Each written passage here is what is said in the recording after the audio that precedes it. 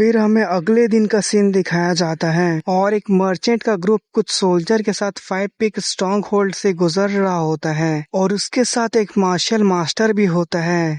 फिर जो merchant union का लीडर होता है वो कहता है, मुझे अच्छा नहीं लग रहा है, मुझे आज बेचैनी महसूस हो रहा है और मैंने कभी इतना ज्यादा बेचैनी महसूस नहीं किया। फिर वो वहीं खड़े एक मार्शल मास्टर से कहता है, सर कांग, मैं थोड़ा सा परेशान हूँ क्योंकि मेरे जो इंस्टिंक्ट है वो आमतौर पर सही होते हैं, इसलिए मैं पूछना चाहता हूँ कहीं हमारे साथ कुछ बुरा तो नहीं होगा। फिर जो मार्शल मास्टर कैंग होता है वो कहता है, तुम ये इसलिए कह रहे हो क्योंकि तुमने अफवाह सुनी है, इस 5 पीक माउंटेन में कुछ मामूली से बैंडिट्स हैं, तुम्हें चिंता करने की कोई जरूरत नहीं है। जो ताहे काउंटी के पास सी ड्रैगन स्ट्रॉन्ग होल्ड है वो भी मेरे साथ उलझने की हिम्मत नहीं करता। फिर मर्चेंट यूनियन लीडर कहता है, हाँ ये बात तो सही है, तुम यहाँ हो तो मुझे इस पर पूरा भरोसा है। फिर अचानक उसके ऊपर एक एरो का अटैक होता है जिसे कांग अपने हाथों से पकड़ लेता है, जिसे देखकर वो मर्चेंट लीडर बहुत ज्यादा डर जाता है। फिर कांग कहता है, देखो तो हमारे पास कौन आया है। फिर उनके तरफ कोई आते हुए दिखाया जाता है और ये होते हैं हमारे बैंडिट्स ब्रदर। फिर योनचो चिल्लाते हुए कहता है, ये टेरिटरी ग्रीन फॉरेस्ट की है और ये 5 पीक स्ट्रॉन्ग होल्ड है, अगर तुम लोग यहाँ से सेफली गुजरना चाहते हो तो तुम्हें टोल फी देना होगा। फिर कांग उसके बातें सुनकर थोड़ा सा हैरान होता है और कहता है, क्या कहा तुमने, तुम ग्रीन फॉरेस्ट के लोग हो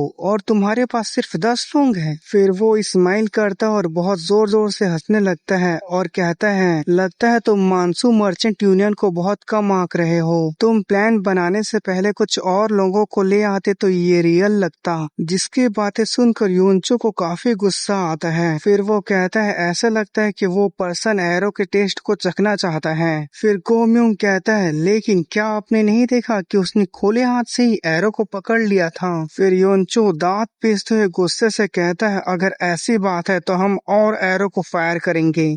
हे बास्टर्ड मर्चेंट ग्रुप, तुम नंबर्स में ज्यादा हो इसलिए इतरा रहे हो, लेकिन मैं तुम्हें दिखाऊंगा अगर तुम 5 पीक स्ट्रॉन्ग होल्ड का मजाक उड़ाओगे तो क्या होगा। फिर योनचू कहता है, फायर, और बैंडिट्स ब्रदर उनके तरफ एरो का अटैक को कर देते हैं। फिर कांग एरो के अटैक के सामने आ जाता है और अपने शॉट को निकालते हुए कहता है, ये कितना ज्यादा पैथेटिक है, इसलिए मैं इन मामूली बैंडिट से नफरत करता हूँ। फिर वो अपने शॉट की स्ट्राइक से सभी एरोस को डिफ्लेक्ट कर देता है और वो एरोस टूट के जमीन में गिर जाती हैं। फिर योनचो हैरान होते हुए कहता है, अभी क्या हुआ। फिर गोम्योंग कहता है, उसने बस अपने शॉट से सभी एरो को डिफ्लेक्ट कर दिया। फिर योनचो डरते हुए मन ही मन सोचता है, लगता है अब हम सब बर्बाद हो गए, पता नहीं मर्चेंट यूनियन को इतना स्ट्रॉन्ग स्क्वाड कहाँ से मिल गया, ये तो एक मार्शल मास्टर है। और कांग अपने एनर्जी को रिलीज कर रहा होता है। फिर कांग गुस्से से कहता है, तुम कीड़े कहीं के, तुम सभी मेरे हाथों से मरोगे, तुम सभी क्या कर रहे हो, जल्दी से उन्हें ठिकाने लगाओ। फिर हमें मर्चेंट यूनियन के वॉरियर्स को दिखाया जाता है जो अपने हाथ में स्वॉर्ड को पकड़ते हैं और लड़ने के लिए तैयार हो जाते हैं। फिर योनचो कहता है, तुम जहाँ पर खड़े हो वहीं पे रहना, अगर तुम पीछे मुड़ के भागने की कोशिश किए तो तुम उसी पल मारे जाओगे। फिर उनमें से एक कहता है, तो हमें क्या करना चाहिए। फिर योनचू कहता है, मैं उनका ध्यान भटकाऊंगा और तुम लोग यहाँ से भाग जाना। फिर फिफ्थ ब्रदर कहता है, लेकिन उसके बाद तुम क्या करोगे। उसकी ऐसी बातें सुनकर जूका गुस्से से अपनी मुट्ठी को बंद कर देता है। फिर योनचो कहता है, तुम लोग जैसे ही यहाँ से भाग निकलोगे मैं कोई न कोई अपने बचने का तरीका ढूंढ लूंगा। उसके बाद जूका अपने शॉट को पकड़कर गुस्से से आगे जाने लगता है, जिसे देखकर बैंडिट्स ब्रदर कहते हैं, जूका तुम कहाँ जा रहे हो। फिर जूका को अपनी तरफ आते हुए देखकर कांग कहता है, तुम बार्बरिक बैंडिट्स, बार्बरिक मतलब आदिवासी मान लो, तुम एक बच्चे को भेज रहे हो ताकि तुम भाग सको। तुम लोग कितने बड़े बेवकूफ हो। तुम लोगों को क्या लगता है कि ये बच्चा तुम लोगों के बच के निकलने तक मुझे रोक भी पाएगा।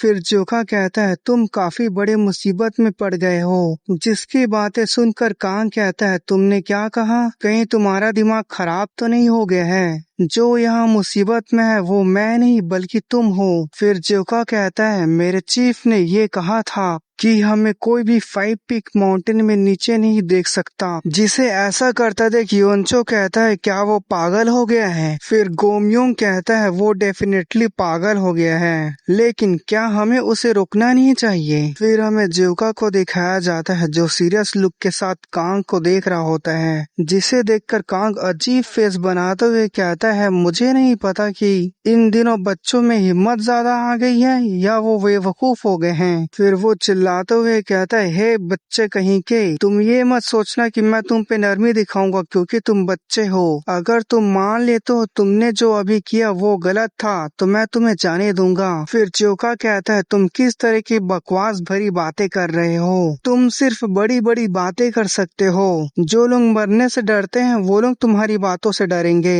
जिसकी बातें सुनकर गोम्योंग कहता है चीफ आपने उसे ऐसी बातें करना क्यों सिखाया। फिर योंचो कहता है मुझे थोड़ी पता था कि वो आगे चलकर कुछ ऐसा करेगा। फिर कांग को दिखाया जाता है जो गुस्से से कहता है तुम बच्चे कहीं के, अब जो तुम्हारे साथ होगा उसके जिम्मेदार तुम खुद होगे। फिर वो एक हाई जंप मारता है और ज्योका के ऊपर अपने स्वॉर्ड से अटैक कर देता है और ज्योका अपने तरफ उस स्वॉर्ड स्ट्राइक को आते देख आराम से खड़ा होता है, लेकिन योंचो काफी घबरा जाता है और जोर से चिल्लाता है ज्योका, और ऐसा होता देख बाकी ब्रदर्स भी घबराए होते हैं। फिर हमें दिखाया जाता है ज्योका के जस्ट सामने कांग का स्वॉर्ड आ जाता है। फिर ज्योका अपने स्वॉर्ड से एक छोटा सा स्ट्राइक मारता है जिससे कांग के स्वॉर्ड के 2 टुकड़े हो जाते हैं, और ऐसा अचानक होता देख कांग को कुछ समझ ही नहीं आता कि अभी उसके साथ क्या हुआ। और ऐसा ही कुछ हाल चाल हमारे सभी बैंडिट्स ब्रदर का भी होता है। फिर हमें दिखाया जाता है ज्योका अपने अंदर से जबरदस्त एनर्जी रिलीज कर रहा होता है, जिसे देखकर कांग सोचता है अभी क्या हुआ, क्या मेरा अटैक उसे नहीं लगा, क्या ऐसा हो सकता है कि उसने लास्ट मोमेंट में मेरे अटैक को डॉच कर लिया। ये इम्पॉसिबल है। अगर इसके जगह एक सुप्रीम पीक मार्शल मास्टर होता तो उसे भी डॉच करने में काफी दिक्कत होता, लेकिन मैं तो ये भी नहीं देख पाया कि उसने शॉट को स्विंग किया। फिर ज्योका एक खतरनाक स्माइल करते हुए कहता है तुम क्या कर रहे हो, क्या तुम्हारा हो गया, तो क्या मैं अपना स्टार्ट करूं। फिर कांग घबराते हुए कहता है 1 मिनट रुको, मुझे अपने वेपन को चेंज करना है, क्या तुम मेरे लिए रुक सकते हो। फिर ज्योका कहता है ठीक है, लेकिन इस बार तुम पिछले बार से ज्यादा हार्ड वेपन को चुनना क्योंकि तुम्हारा वेपन बहुत कमजोर था, और अगर मैं अपने आप को रोकता नहीं तो तुम्हारे वेपन के साथ साथ तुम्हारा गला भी कट गया होता।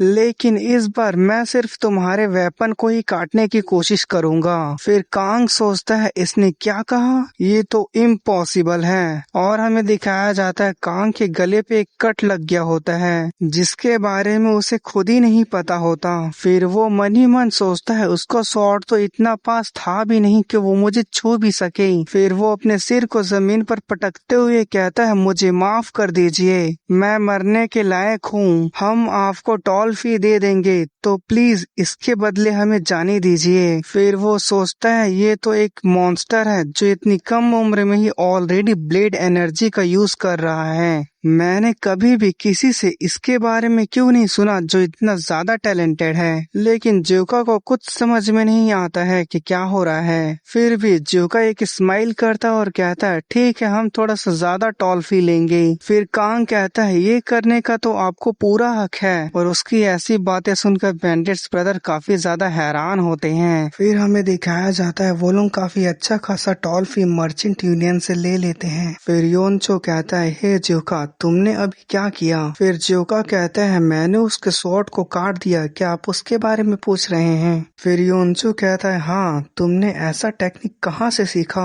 फिर ज्योका कहता है ये डीमन स्लेइंग ब्लेड टेक्निक है, सेकंड ब्रदर ने मुझे कुछ दिन पहले सिखाया था। फिर योंचो मन ही मन सोचता है क्या उसने डीमन स्लिंग ब्लेड टेक्निक कहा, लेकिन मेरी हेवन और अर्थ ब्लेड टेक्निक और डीमन स्लिंग ब्लेड टेक्निक दोनों ही 3rd ग्रेड की टेक्निक है। क्या उस तरह की 3rd ग्रेड शॉर्ट टेक्निक के साथ कांग मोडियोक जैसे मार्शल मास्टर के शॉट को काटना पॉसिबल भी है। और जोका बड़े ही आराम से गुनगुनाते हुए चल रहा है। फिर योनचो कहता है तुम सच बोल रहे हो ना? अगर ऐसी बात है तो तुम मुझे डीमन स्लिंग ब्लेड टेक्निक दिखा सकते हो जो तुमने सीखा था। फिर जोका कहता है बेशक मैं आपको दिखा सकता हूँ। फिर हमें 5 पिक स्ट्रॉन्ग होल्ड का सीन दिखाया जाता है। फिर जोका अपने शॉट टेक्निक को परफॉर्म करने वाला होता है। फिर वो अपने शॉट को सामने की तरफ करके स्टैंस में आता है और अपनी एनर्जी को रिलीज करता है। और उन्हीं के बीच चायून होती है जो उसे देख रही होती है और उसे शॉट टेक्निक परफॉर्म करते देख वो थोड़ा हैरान हो जाती है। फिर जोका अपने शॉट को घुमाते हुए शॉट टेक्निक को परफॉर्म करने लगता है और सामने की तरफ एक जबरदस्त स्ट्राइक मारता है। फिर वो मुड़ता है और एक और जबरदस्त स्ट्राइक मारता है जिससे उसके आसपास की पत्तियां कट जाती है। फिर वो कुछ और पत्तियों के सामने आता है और एक जबरदस्त स्ट्राइक मारता है, लेकिन इसका प्रेशर इतना ज्यादा होता है कि वो जिस पेड़ पर लगता है उस पेड़ का वो हिस्सा ही गायब हो जाता है और वो पेड़ वहीं पे गिर जाता है, जिसे देखकर तो जोका को भी कुछ समझ में नहीं आता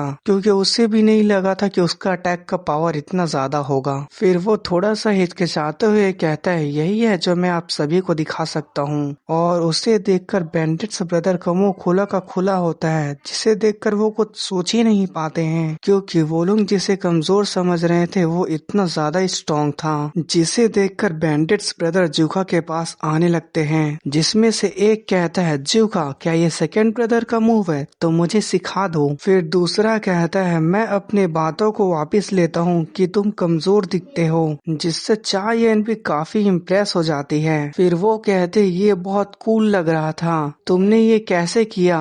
तुम सच में अमेजिंग कर रहे थे, क्या मैं इसे अगली बार सीख सकती हूँ? फिर जोका कहता है ये उतना भी ज्यादा अमेजिंग नहीं था, लेकिन जोका अंदर ही अंदर थोड़ा सा नर्वस और थोड़ा सा शर्माने लगता है क्योंकि उसने कभी किसी लड़की से बात नहीं किया था। फिर योनचो कहता है क्या डीमन स्लिंग ब्लेड टेक्निक पहले से ही इतना ज्यादा स्ट्रॉन्ग था? फिर गोम्योंग कहता है मुझे लगता है क्योंकि जोका ही अमेजिंग है। फिर वो लोग थोड़ा सा घबराते हुए सोचते हैं कि आखिर इस दुनिया में हो क्या रहा है। फिर हमें जोका को दिखाया जाता है जो काफी खुश होता है। फिर हमें कुछ दिनों बाद 5 पिक माउंटेन्स को दिखाया जाता है। मैं चाहे 5 पिक स्ट्रॉन्ग होल्ड बोलूं या माउंटेन बोलूं, दोनों का मतलब एक ही होगा। और जोका के साथ एक और मार्शल मास्टर फाइट कर रहा होता है। फिर वो अपने स्वॉर्ड से जोका की तरफ अटैक करता है, जिस अटैक से जोका आसानी से झुक के डॉज कर लेता है। फिर वो पीछे की तरफ घूमता है और अपने स्वॉर्ड को स्विंग करते हुए उसके स्वॉर्ड को 2 टुकड़ों में तोड़ देता है। फिर उस मार्शल मास्टर के गले के ऊपर स्वॉर्ड रख देता है। फिर अपने गले पे स्वॉर्ड को रखा देख वो मार्शल मास्टर घबराते हुए कहता है मैं अपनी हार मानता हूँ। फिर हमें ऐसे ही स्वॉर्ड को टुकड़ों में दिखाया जाता है। उसके बाद हमें बताया जाता है जोका